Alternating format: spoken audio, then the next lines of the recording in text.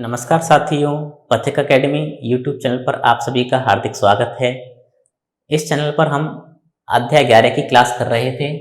आज की क्लास में हम धारा 169 के बारे में पढ़ेंगे। धारा 169 में अप्राधिकृत विकास को रोकने की शक्ति के बारे में बताया गया है। यह धारा भी पिछली धाराओं के समान ही है, जिसमें यह बताया गया था कि यदि कोई व्यक्ति विकास क्षेत्र में अप्राधिकृत रूप से विकास कार्य कर रहा है तो उस पर क्या क्या उपबंध लागू होंगे।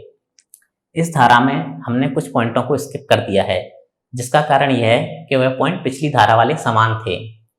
अगर हम उन पॉइंटों की बात करें तो इस धारा का जो पहला पॉइंट था उसमें यह बात की गई थी कि यदि कोई व्यक्ति विकास क्षेत्र में अप्राधिकृत रूप से विकास का कार्य कर रहा है या भूमि का उपयोग को जारी रख रहा है तो उस व्यक्ति पर धारा 167 और धारा 168 के उपबंध लागू होंगे। आगे इस धारा में यह बात की गई थी दूसरे पॉइंट में कि यदि कोई व्यक्ति नोटिस जारी करने के बाद भी कार्य को जारी रखता है और भूमि के उपयोग को जारी रखता है तो उस व्यक्ति पर 5,000 रुपये का जुर्माना लगेगा, और जुर्माने के बाद भी यदि व्यक्ति कार्य जारी रखता है तो उस पर प्रतिदिन के हिसाब से 200 रुपये का भी जुर्माना लगेगा। आगे का जो पॉइंट है उसे हम यहाँ पढ़ेंगे। वह पॉइंट इस प्रकार है कि यदि कोई व्यक्ति नोटिस जारी होने के बाद भी विकास जारी रखता है तो नगर पालिका अधिनियम के तहत उस व्यक्ति पर कार्रवाई की जाएगी, और ऐसे व्यक्ति और उसके सहायकों और कर्मकारों को अप्राधिकृत विकास स्थान से हटाने के लिए पुलिस अधिकारी से अपेक्षा करने की शक्ति होगी। पुलिस अधिकारी अध्यापेक्षा का अनुपालन करेगा। अब इस पॉइंट को आप इस प्रकार समझिए कि किसी व्यक्ति के विरुद्ध नोटिस जारी हो चुका है लेकिन फिर भी वह व्यक्ति नहीं मान रहा है, तो ऐसी स्थिति में नगर पालिका अधिनियम के अधीन रहते हुए उस व्यक्ति पर कार्रवाई करेगी, और उस व्यक्ति को और उसके जो भी सहायक हैं और ऐसे लोग जो वहां कार्य कर रहे हैं अर्थात जो कर्मकार लोग हैं उनको भी उस विकास स्थान से हटाने के लिए नगर पालिका पुलिस अधिकारी से सहयोग ले सकती है, और जो पुलिस अधिकारी होगा वह भी अधिनियम के अधीन रहते हुए उसका अनुपालन करते हुए कार्रवाई करेगा। अगला पॉइंट आप देखिए, व्यक्तियों को हटाने के अतिरिक्त सन्निर्माण सामग्री, औजार आदि को भी अधिहृत कर सकेगी। अर्थात जो व्यक्तियों को तो हटाया ही जाएगा, व्यक्ति, उसके सहायक और कर्मकार जो व्यक्ति वहां कार्य कर रहे हैं उनको तो हटाया जाएगा, साथ ही साथ नगर पालिका सन्निर्माण सामग्री अर्थात जो सामग्री वहां विकास कार्य के लिए उपयोग में आ रही है और जो कारीगर, मजदूर इत्यादि लोग काम कर रहे हैं तो उनके औजार इत्यादि को भी जब्त किया जा सकता है। दूसरा पॉइंट आप इसमें देखिए, इसके बाद भी व्यक्ति कार्य जारी रखता है तो दोष सिद्धि पर 5,000 रुपये जुर्माना व उसके पश्चात भी जारी रखने पर प्रत्येक दिवस के लिए 200 रुपये से दंडित किया जाएगा, और इसके बाद भी यदि व्यक्ति कार्य जारी रखता है तो 5,000 रुपये जुर्माना, और उसके बाद भी नहीं मान रहा है तो 200 रुपये प्रतिदिन के हिसाब से जुर्माने से दंडित किया जाएगा। अगला पॉइंट है, विकास रोकने के परिणाम स्वरूप हुई हानि का व्यक्ति दावा नहीं कर सकता। अर्थात नगर पालिका जब उस विकास कार्य को रोकने का प्रयास कर रही है तो परिणाम स्वरूप कुछ ना कुछ हानि जरूर होगी। हो सकता है नगर पालिका उस व्यक्ति के निर्माण कार्य को ध्वस्त कर दे, उसको वहां से हटा दे, तो इस कारणवश जो भी हानि हुई है उस हानि के लिए व्यक्ति दावा नहीं कर सकता है। ये हमने धारा 169 के अंदर पढ़ा। उम्मीद करता हूं ये आपको समझ में आया होगा।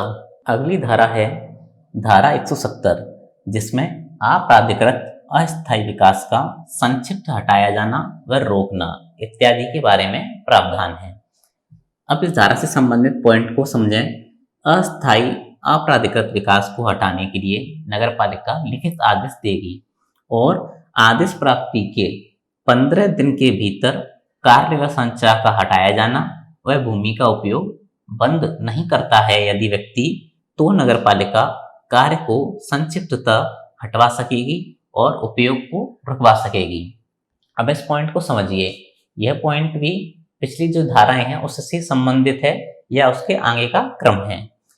इसमें बताया गया है कि जो अप्राधिकृत विकास व्यक्ति द्वारा किया जाएगा उसको हटाने के लिए और उपयोग को बंद कराने के लिए नगर पालिका लिखित आदेश दे सकती है, और व्यक्ति को आदेश प्राप्ति के 15 दिन के भीतर उस विकास कार्य को तुड़वाना होगा, हटवाना होगा या बंद करना होगा, और यदि भूमि के उपयोग की बात की जा रही है तो उपयोग को भी बंद करना होगा। यदि व्यक्ति ऐसा नहीं करता है तो नगर पालिका संक्षिप्तता उस निर्माण कार्य को, उस विकास कार्य को हटवा सकेगी और व्यक्ति यदि उपयोग कर रहा है तो उपयोग को भी रुकवा सकेगी। अब एक महत्वपूर्ण पॉइंट इस धारा में दिया गया है, परंतु खड़ी फसलें नहीं हटवाई जाएंगी। फसलों को काटने या एकत्रित करने के लिए अधिकतम 6 माह का समय दिया जाएगा। अब मान लीजिए विकास क्षेत्र के अंदर कृषि भूमि आती है और वहां फसलें खड़ी हैं, तो ऐसी स्थिति में नगर पालिका आदेश देने के बाद भी उन फसलों को काट नहीं सकती है, उन फसलों को नष्ट नहीं कर सकती है। तो ऐसी स्थिति में नगर पालिका फसलें काटने के लिए और फसलों को एकत्रित करने के लिए किसान को अधिकतम 6 माह का समय देगी, ऐसा इस धारा में दिया गया है।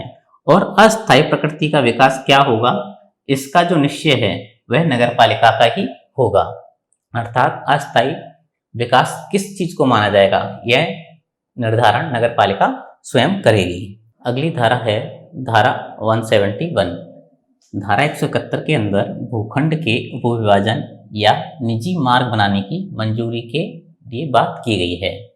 अब इस धारा को इस पॉइंट के माध्यम से समझिए। प्रत्येक व्यक्ति योजना कार्यान्वयन की तारीख को या उसके पश्चात अपनी भूमि या भूखंड का उपविभाजन करने या ऐसी भूमि या भूखंड पर निजी मार्ग बनाना चाहता है, तो इस प्रयोजन के लिए सरकार द्वारा निर्धारित विवरणों व फीस के साथ नगर पालिका को मंजूरी के लिए आवेदन करेगा। अब इस पॉइंट में दिया यह है कि हमने धारा 161 के अंदर यह पढ़ा था कि योजना प्रवर्तन की तारीख के बारे में पढ़ा था।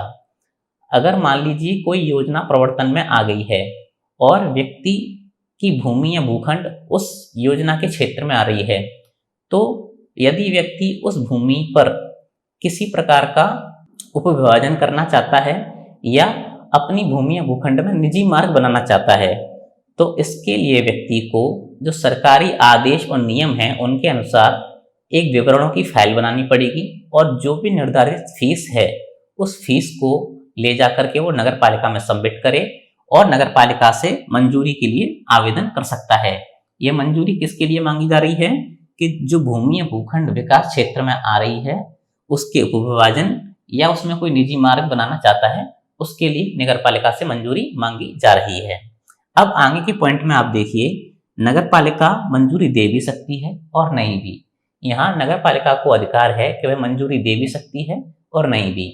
कई बार नगर पालिका ऐसी स्थिति में जो योजना है उसके जो नियम हैं उनमें थोड़ा बहुत बदलाव करके भी मंजूरी दे सकती है, यदि नगर पालिका चाहे। यदि नगर पालिका नहीं चाहती है कोई किसी भी प्रकार का बदलाव करना, तो फिर नगर पालिका मंजूरी से इनकार कर सकती है। अब तीसरा पॉइंट देखिए, मंजूरी से इनकार या मंजूरी में उपांतरण के लिए कोई प्रतिकर संदेह नहीं होगा। अर्थात यदि नगर पालिका मंजूरी से इनकार कर देती है या मंजूरी में कोई उपांतरण के लिए मना कर देती है, तो ऐसी स्थिति में कोई भी प्रतिकर संदेह नहीं होगा। अर्थात नगर पालिका द्वारा किसी प्रकार का कोई भुगतान नहीं किया जाएगा। अगला पॉइंट है, मंजूरी इनकार होने पर या शर्तों का उल्लंघन करते हुए कोई व्यक्ति यदि कार्य जारी रखता है तो नगर पालिका लिखित नोटिस देगी और जांच के पश्चात कार्य हटवा सकती है, मूल स्थिति में प्रत्यावर्तित करवा सकती है। अब इस पॉइंट को समझिए कि मान लीजिए नगर पालिका ने मंजूरी नहीं दी और मंजूरी से इनकार कर दिया, या फिर नगर पालिका ने मंजूरी तो दे दी लेकिन साथ में कुछ शर्तें रखी कि आप इतने क्षेत्र में ही काम कर सकते हैं या इस प्रकार का ही कार्य किया जाना चाहिए, और व्यक्ति मंजूरी मिलने के बाद शर्तों का उल्लंघन करता है। दोनों तरह की स्थितियां हो सकती हैं, या तो मंजूरी दी नहीं गई है और मंजूरी सशर्त दी गई है तो शर्तों का उल्लंघन हुआ है। ऐसी स्थिति में व्यक्ति कार्य को जारी रखता है तो नगर पालिका उस कार्य के विरुद्ध में व्यक्ति को लिखित आदेश देगी और उसमें यह अपील करेगी कि उस कार्य को वो तुरंत हटवा ले और कार्य को रुकवा दे। यदि व्यक्ति कार्य को नहीं हटवाता है और ना ही रुकवाता है तो नगर पालिका जांच करवाएगी और जांच के पश्चात ऐसे कार्य को नगर पालिका हटवा सकती है और जो मूल स्थिति में जो भूखंड या भूमि थी उसको उस रूप में प्रत्यावर्तित करवा सकती है। अगला पॉइंट है, नोटिस तामील के बाद कार्य जारी रहा तो 5,000 रुपये तक जुर्माना, और फिर भी जारी रहता है तो नोटिस की तारीख से 200 रुपये प्रति दिवस का जुर्माना। अब अगला पॉइंट यह है कि नोटिस जारी कर दिया गया नगर पालिका के द्वारा, उसके बाद भी यदि कार्य जारी रहता है तो नगर पालिका 5,000 रुपए तक का जुर्माना लगा सकती है। और उसके बाद भी यदि कार्य जारी रहता है तो जिस तारीख को नोटिस जारी हुआ था उस तारीख से लेकर 200 रुपए प्रति दिवस के हिसाब से भी जुर्माने से दंडित कर सकती है। उम्मीद करता हूं यह धारा आपको समझ में आई होगी। आप वीडियो पर कमेंट और लाइक जरूर करिए जिससे हमें प्रोत्साहन मिलता रहे। चलिए आगे की धारा देखते हैं। अगली धारा है धारा 172। धारा 172 के अंदर उपगत व्यय की वसूली के बारे में बताया गया है। इस धारा में बताया है नगर पालिका द्वारा धारा 168, 169, 170 और 171 के अधीन जो उपगत व्यय हैं वह व्यक्तिकर्मी व्यक्ति से या भूमि या भूखंड के स्वामी से अधिनियम के अधीन नगर पालिका को सोध्य रकम होगी और भू राजस्व की भांति वसूल की जाएगी। अब इस धारा को समझिए। इस धारा का सीधा सीधा अर्थ यह है कि पिछली धाराओं में जो हम पढ़ के आए हैं कि व्यक्ति विकास के क्षेत्र में किसी भवन का निर्माण करता है या विकास का कार्य करता है तो ऐसे निर्माण को हटाने के लिए नगर पालिका उस निर्माण कार्य को तुड़वा भी सकती है और उससे संबंधित अन्य कार्रवाई कर सकती है। तो इस प्रकार की कार्रवाई के लिए नगर पालिका का खर्चा होगा। तो यह खर्चा नगर पालिका व्यक्तिकर्मी व्यक्ति से या जो भूमि और भूखंड का जो स्वामी है उससे वसूल करेगी। यहाँ जो शब्द दिया गया है नगर पालिका को सोध्य रकम होगी, यह सोध्य शब्द हम पहले भी पढ़ चुके हैं। इस सोध्य शब्द का अर्थ ये हो जाता है कि वसूलीय रकम होगी, यानी नगर पालिका को वसूलनीय रकम होगी और वह रकम भू राजस्व की भांति वसूल की जाएगी। आप इस पॉइंट को याद रखिएगा। अगली धारा है धारा 173 जिसमें परियोजना और स्कीमों का बनाया जाना और विषय वस्तु के बारे में बात की गई है। इस धारा में दिया है नगर पालिका किसी योजना के प्रयोजन के लिए या नगर के किसी भाग के एकीकृत विकास के लिए परियोजना और स्कीमें बना सकेगी और यह परियोजना और स्कीमें निम्न मामलों के लिए उपबंध कर सकेंगी। इस धारा का अर्थ यह हो जाएगा कि किसी क्षेत्र के विकास के लिए नगर पालिकाएं परियोजना और स्कीम बना सकती है। और इस धारा में आगे दिया गया है कि परियोजना और स्कीमें किन किन मामलों के लिए बनाई जाएंगी उसकी एक सूची दी गई है। यह सूची भी काफी लंबी है लेकिन हम यहाँ कुछ मुख्य मुख्य पॉइंटों को समझेंगे। बाकी पूरी सूची का स्क्रीनशॉट टेलीग्राम चैनल पर अपलोड कर दिया जाएगा, आप वहां जाकर एक बार उसको जरूर पढ़ लें। तो यहाँ पहला पॉइंट है लोक उपयोगिता के विषय पर और लोक उद्देश्य के लिए भूमि का अर्जन, विकास, आरक्षण, विकास और पट्टे पर देना। इस पॉइंट का अर्थ हो जाएगा कि जो लोक उपयोगिता के जो भी विषय हैं जैसे सड़क, यातायात, नगर में शैक्षिक संस्थाओं का विकास, विद्यालय का विकास, अस्पताल, औषधालय, सिनेमा घर, शॉपिंग सेंटर इत्यादि जो भी लोक उपयोगिता के विषय हैं उन सभी के मामलों में स्कीमें और परियोजनाएं तैयार की जा सकती हैं। और यहाँ आगे दिया गया है कि लोक उद्देश्य के लिए भूमि का अर्जन, विकास, आरक्षण और पट्टे पर देना इत्यादि कार्य किए जाएंगे। इसका अर्थ यह हो जाएगा कि लोक उद्देश्य के लिए अर्थात जो जन कल्याणकारी कार्य हैं उनके उद्देश्य के लिए भूमि का अर्जन नगर पालिका कर सकती है या भूमि को किसी अन्य कार्य के लिए पट्टे पर दे भी सकती है। और आरक्षण का अर्थ यहाँ पे ये है कि भूमि को किसी कार्य विशेष के लिए आरक्षित किया जा सकता है।